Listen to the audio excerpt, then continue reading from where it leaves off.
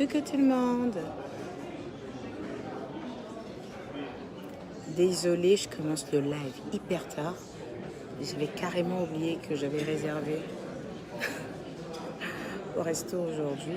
Donc, vu que je vous ai promis que je faisais un live, voilà, donc je me devais d'être présente. Voilà. Aujourd'hui, j'avais envie de vous parler de quelque chose d'important. Est-ce que vous m'entendez?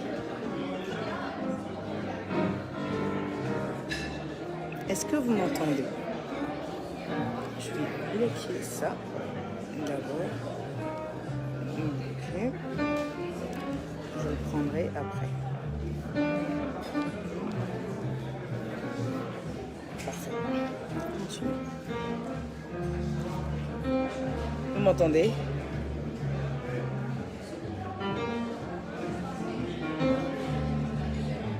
Merci pour la liaison.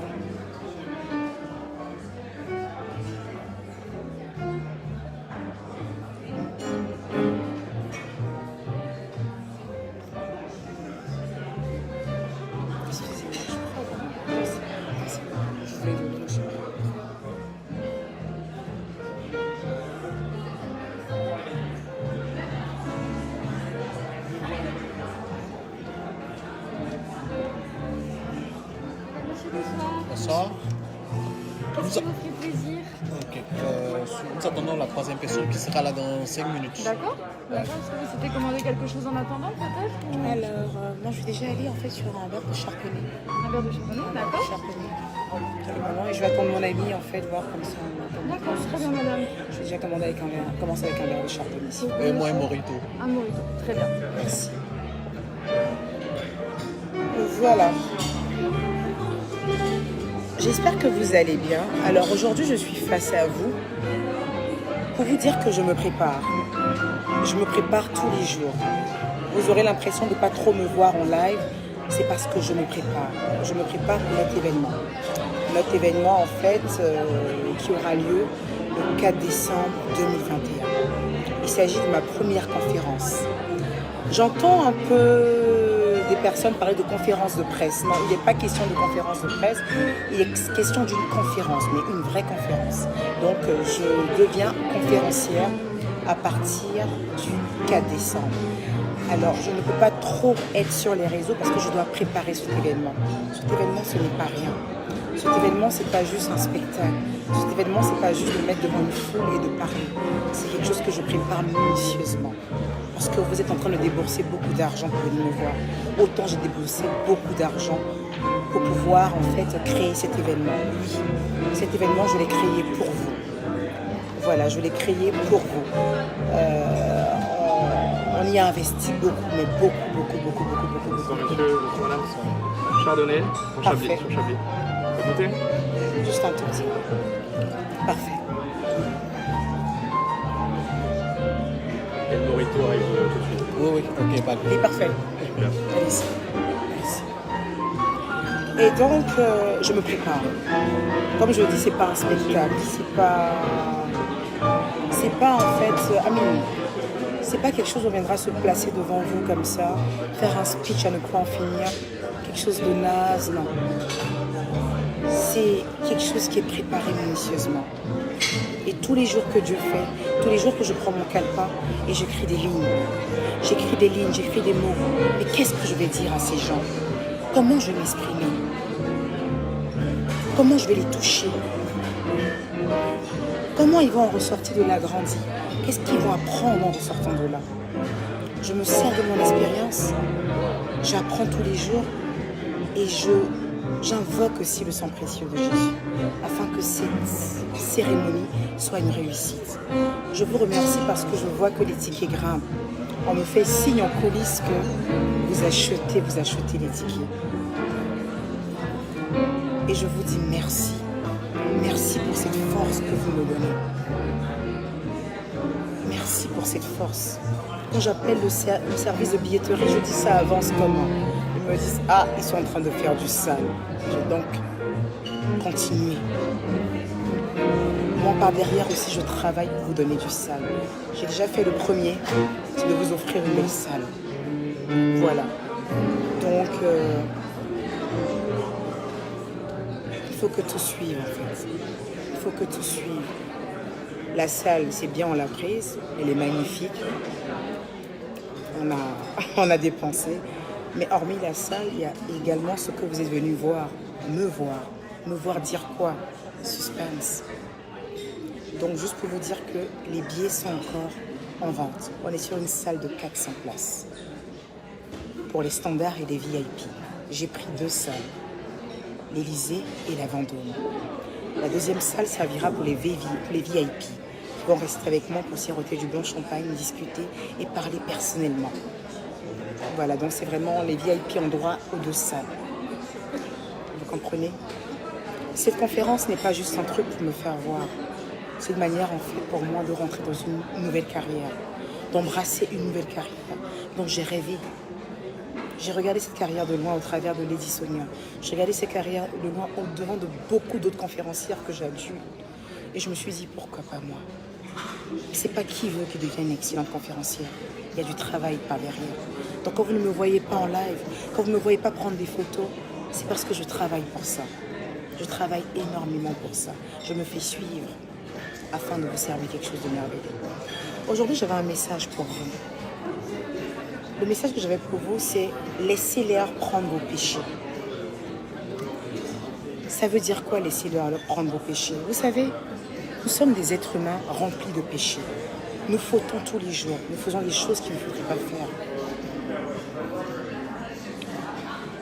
Et il y a un Dieu qui nous attend un peu plus loin où nous devons payer notre sentence. Et il y a des êtres humains sur cette terre qui décident de prendre nos péchés. Comment ces êtres humains prennent nos péchés? En nous humiliant, en nous rabaissant. Et quand ça se passe comme ça, il faut dire à Dieu, je les laisse prendre mes péchés. Laissez les gens prendre vos péchés. Vous savez, quand Dieu met dans votre vie une certaine forme d'humiliation, une certaine forme de calomnie, attention, il faut les laisser prendre vos péchés sans vous venger personnellement. Mais Dieu a créé également ce qu'on appelle la justice des hommes. Donc il faut laisser la justice des hommes régler, ça à ne pas omettre, mais il ne faut pas se faire justice soi-même. C'est dans ce sens-là que je vous dis, il faut les laisser prendre vos péchés. À chaque fois que vous êtes accablé, à chaque fois que vous êtes humilié, à chaque fois que vous êtes terrassé, dites à Dieu, je les laisse prendre mes péchés. Parce qu'il faut que vous sachiez que nous sommes tous pécheurs. Et vous êtes souvent étonnés de voir par exemple la prostituée ou le criminel ou quelqu'un qui a commis des choses irréparables se retrouver à être, bon ça on ne peut pas le savoir, c'est que Dieu seul qui le sait, mais à être béni, à avoir la grâce de Dieu sur lui et à partir même au paradis. C'est parce que sur cette terre, des gens ont décidé de se faire justice eux-mêmes. Donc ils ont pris ces péchés. Quand vous êtes accablé, quand vous êtes humilié, dites à Dieu, je les laisse prendre mes péchés et vous vous tournez vers la justice des hommes. Est-ce que vous me percevez? N'oubliez pas, quand vous êtes accablé, humilié, demandez à Dieu, je les laisse prendre mes péchés. C'est pour ça que souvent on voit des gens qu'on a l'impression qu'ils sont des grands pécheurs, mais qui ont une vie qui glosse, qui ont une vie qui est belle, qui évolue. Parce que sur cette terre, les hommes ont décidé de prendre leurs péchés. Les hommes ont décidé de les humilier. Donc on enlève le péché sur eux. Pourtant, ils ne méritent même pas la grâce de Dieu. Ces personnes ne méritent même pas la faveur de Dieu. Mais les êtres humains ont décidé de prendre leurs péchés sur cette terre. Donc laissez-les prendre vos péchés. Mais quand ils prennent vos péchés, n'oubliez pas aussi que Dieu a créé 2 justices. La justice divine et la justice des hommes. La justice des hommes a été mise pour qu'elle puisse être utilisée. Donc quand vous avez quelque chose à régler, réglez ça avec la justice des hommes. Et pour le reste, laissez Dieu faire. N'oubliez pas, laissez-leur prendre vos péchés.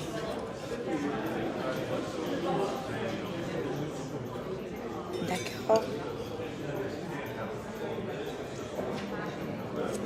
Est-ce que vous me percevez?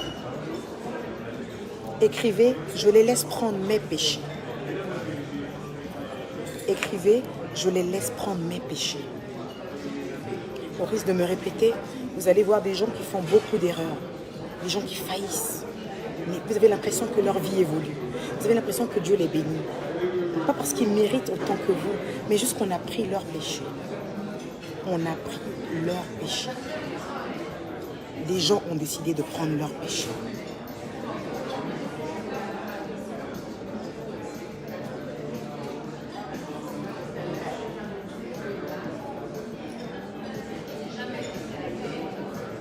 Écrivez, je les laisse prendre mes péchés. Donc alors on fera de très belles choses ensemble. J'y ferai et je crois en vous. Voilà. Donc voilà, c'était un peu ça. Je suis venue dîner avec bébé. Voilà. On a un ami qui est venu d'Abidjan qui va nous rejoindre. Soulé de Paris. Comment tu vas mon beau-frère? Voilà. On a un ami d'Abidjan qui est venu nous rejoindre. Voilà. Et donc, il ne va pas tarder à manger. Voilà. Je suis au Meurice. Je vais faire de la pub gratuite, sauf que pourquoi même. Donc, voilà. Donc, n'oubliez pas, continuez à prendre les billets. Continuez à prendre les billets. Voilà. Continuez à prendre les billets. Voilà. Que ce soit les billets standards, les billets VIP, ils sont encore disponibles. Mais chose bizarre, en fait, c'est que les billets VIP partent plus vite que les billets standards. Je trouve ça trop mignon. Je trouve ça trop mignon. Voilà. Donc, n'oubliez pas. Voilà. À Manicré, c'est très bien. Je les laisse prendre mes péchés. Je les laisse prendre mes péchés. Voilà. Vous allez voir des personnes, vous avez l'impression qu'ils font pas mal de bêtises, vous avez l'impression qu'ils ont fait les pires atrocités du monde. Et bizarrement, ces personnes-là ont une vie qui glow. Une vie qui glow n'est pas forcément une vie de milliards. Une vie qui glow, c'est déjà pouvoir faire des enfants. Avoir des enfants en bonne santé, avoir des enfants soignés, avoir un homme auprès de soi, avoir des activités rentables. C'est déjà ça, une vie qui glow. Une vie qui glow, c'est pas forcément étaler des milliards. D'accord? Donc une vie qui glow, c'est ça. Voilà. Donc vous allez voir des personnes en fait qui ont l'air de foutre la merde, des personnes qui ont l'air en fait de faire pas mal de frasques, et vous avez l'impression que Dieu a toujours la main posée sur eux. C'est parce que justement les êtres humains ont décidé de se faire vengeance eux-mêmes. Les êtres humains ont décidé en fait de les humilier. Et quand c'est comme ça, le Dieu que nous prions décide alors de les faire monter d'une manière ou d'une autre. Parce que du coup, ils ne sont plus pécheurs. On a pris les péchés pour eux. Je vais vous donner un exemple. Un homme perd sa femme. On a tué sa femme. Et il décide de prendre le criminel et de le tuer également. Il vient de prendre les péchés du criminel. Oui, je sais, c'est dur ce que je dis. Mais le Dieu que nous prions est assez dur. Le Dieu que nous prions est assez dur. Il est compliqué ce mec quand même à ses heures perdues. Tu vas tuer quelqu'un. J'ai la haine. Je veux bien, je te tue. Ben, je prends tous tes péchés. Et c'est moi devant Dieu qui suis la plus criminelle des criminels. À plus forte raison, des gens qui vous humilient, qui vous rabaissent, à qui vous n'avez rien fait. Là, c'est encore pire, des pires. Donc écrivez, je les laisse prendre mes péchés. Mais quand on laisse les gens prendre nos péchés, ça ne veut pas dire pour autant qu'il ne faut pas saisir la justice des hommes. La justice des hommes est faite pour les hommes. La justice des hommes doit être faite. D'accord?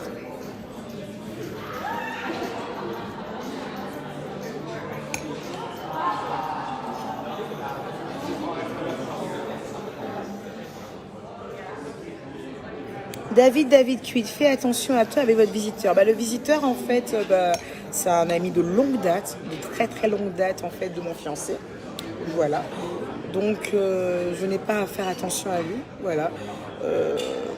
C'est un ami de très longue date. Voilà. Et c'est le grand patron, en fait, du restaurant Le Pan à Abidjan. Voilà. Non, j'ai pas à faire attention à lui. Voilà. Il est de passage à Paris.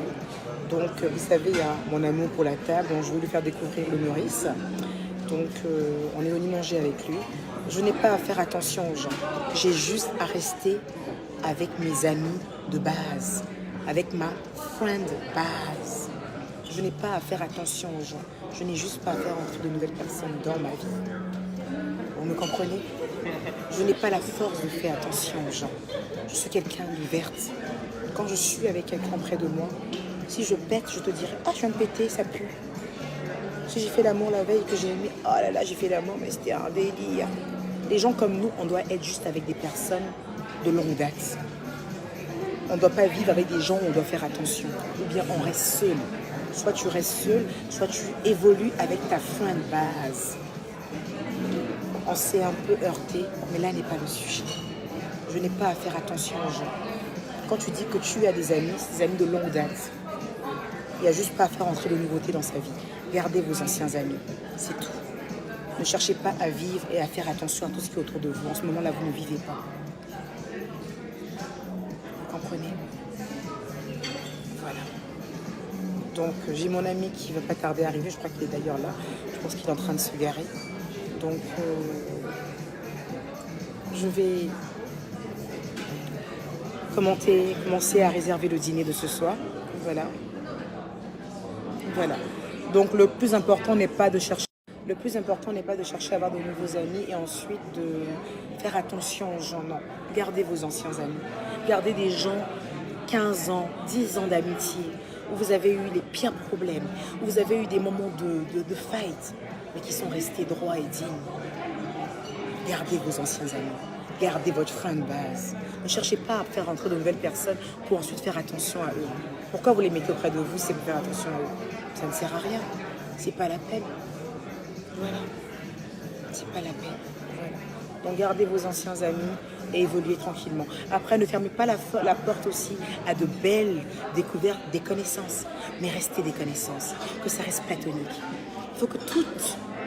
Il faut que toutes vos connaissances aujourd'hui soient quelque chose qui vous apporte une valeur ajoutée. Un plus. Quand vous connaissez quelqu'un de nouveau, il faut que ça vous apporte un plus. Il ne faudrait surtout pas que vous connaissiez des gens qui profitent de vous et après qui font passer pour des gens, et après qui inversent les rôles en fait. Il ne faudrait surtout pas ça. Voilà, il ne faudrait surtout pas ça. Il faudrait une valeur ajoutée. Toutes les personnes que vous allez connaître aujourd'hui, il faudrait qu'ils vous apportent une valeur ajoutée. Sinon, ce n'est pas la peine. Gardez votre friend base. Préservez-vous. N'oubliez pas. Voilà. Donc, voilà. Donc, Enjoy, ma team, là, je vous embrasse très très fort. Bah, dis donc, on est à 5415. Bah, c'est cool. En plus que je ne vous ai pas donné l'heure, bah, c'est cool. Voilà. Donc, demeurez éternellement bénis. Je vous rajoute le lien tout de suite, en fait. Je vous rajoute tout à l'heure le lien de... je vous aime pas sauf que montrer ma robe. Mais quand je vais rentrer, je dois faire un TikTok. Donc, je vais vous montrer bien ma robe. Je l'ai achetée, en fait, chez Every Chose. Elle est vraiment magnifique, cette robe. Voilà. Et je vais faire un TikTok avec tout à l'heure. Donc, vous aurez l'occasion de bien la voir. Voilà. Voilà.